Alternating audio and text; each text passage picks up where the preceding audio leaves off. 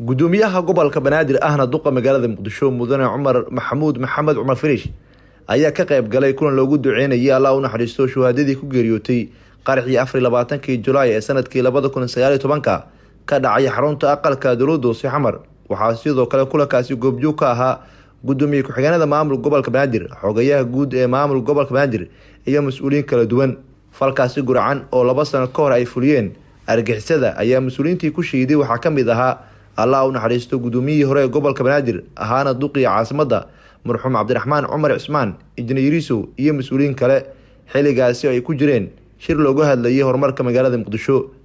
gudoomiyaha degmada Warta Nabadda Seene Maxamuud Warsame Xaabsi oo kamid ahayd dadkii ku waxyeeloobay musiibadii ka dhacday xarunta gobolka Banaadir ayaa dalbatay in cadaalad loo helo kiiskaasi.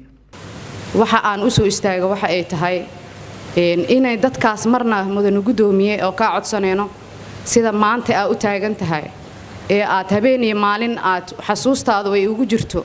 waxaan kaaga fadhinaa mudane gudoomiye dhiigeeni meesha ku daatay cadaalad inuu helo. kiiskaas mudane gudoomiye wax cadaalad ah oo loo helay ma jirto. wax dhacana hadda ma ahan laamiga ma kalmo karmo wax ka dhaco kale xafiisidii ugu sareeyay qaranka ayuu ka dhacay. meel uu ku qoran yahayna ma jirto. taa macnaheedu waxay tahay dadku waxa ka fiican xoolaha. mas'uuliyiinta iyo qofka maanta wadada maraayo waa isku xuquuq. ayadoo ay saas tahay haddana waa in wax la iska weydiiyaa.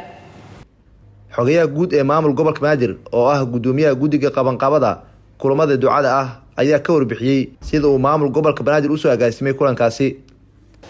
ujeedkeedu wuxuu ahaa kaliya inaan maalintan shalay noo soo bilaabatay iyo 1 Agoosto aan ku soo gabagabay doono stadio injineeriso inaan maaragtay aan suurto gelino ilaahay fadligiis waa noo suurto gashay. hal maalin noo hartay maalintaasna waxaan rajaynaynaa maaragtay inuu si guul noogu dhamaato.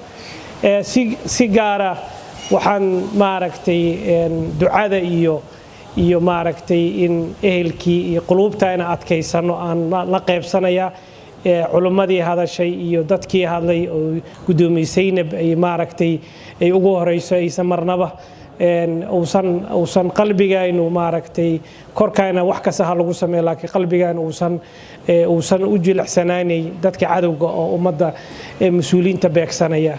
intaas ayaan ku soo gabagabaynayaa. gudoomiye ku-xigeenka maamulka iyo maaliyadda gobolka Banaadir mudane Cabduqaadir Maxamuud Canabore ayaa ka mid ahaa mas'uuliyiintii goobta ka hadashay.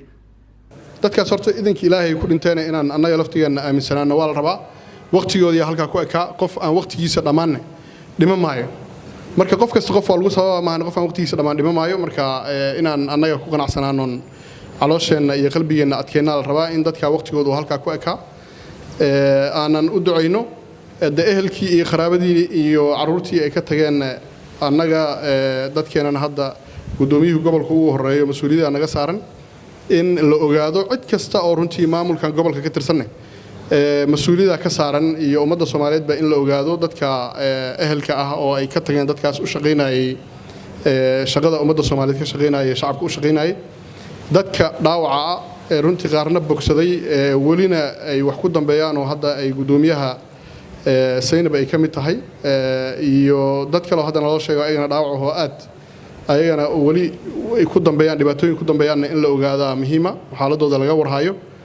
gudoomiyaha gobolka Banaadir ahna duqa magaalada Muqdisho mudane Cumar Maxamed Cumar Farish waxa uu tilmaamay in maamulka gobolka Banaadir uu goor walba garab taagan yahay ehelada dadkii ku geeriyooday qarxii 24 Julaay ee sanadkii 2019 ka dhacay xarunta gobolka Banaadir.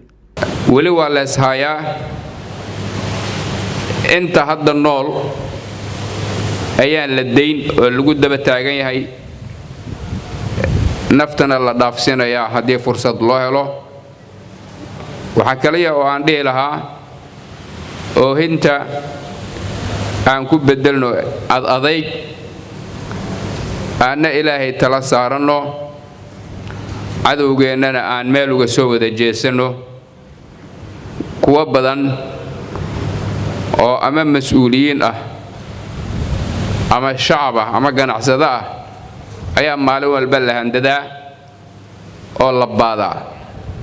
marxuumintaas Allah u naxariisto samri iimaan allah naga siiyo ehelada si kooban ayaan ayagana u arki doonaa haddii aan leedmo dadkii dhaawacadan wax ka soo gaareen hadda nool waa gudoomiye Zainab iyo waxa ugu daran iyo Gaboose agaasima Gaboose wuxuu ku socdaa wheelchair ama gaariga curyaaminta saaka ayaan halkan ku qaabilnay isaga marka ma aqaan hadda inuu joogo laakiin hadduu imaan karo inuu yimaado waa ku ballanay marka dadka ku naafoobana intii karankeena aan caawino aniguna intaan xafiiska joogo waxaan ballan qaadayaa inaan caawiyo oo garabkooda aan istaago biidnillaahi alkariim wixii aan qaban karnana waa qabanay wixii noo dhimana diyaar ayaan u nahay inaan qabanno ehelada sanadkan kii ka horreeyey waa la fariisanay culaysyadooda duruufooda way noo sheegeen wixii aan ka qaban karnana waa u qabanay haddana diyaar ayaan u nahay sidaas oo kale waxaan rabaa marka inaan halkaas ku soo gabagabeeyo aan u akhrino faatixada oo khatim ah marxuumintaas in ilaahay u naxariisto annagana qalbi wanaagsan isku duubni amni iyo dowladnimo in ilaahay subxaanahu wa tacaala oo nagu baaqi yeelo wabillahi tawfiiq wasalaamu calaykum waraxmatullahi wabarakaatu kulankani ducada ayaa markuu soo ilaaday gudoomiyaha gobolka banaadir ahna duqa magaalada muqdisho mudane cumar firish waxa uu kulamo gaargaar kula qaatay xarunta gobolka banaadir qaar ka mid ah dadkii ku waxyeeloobay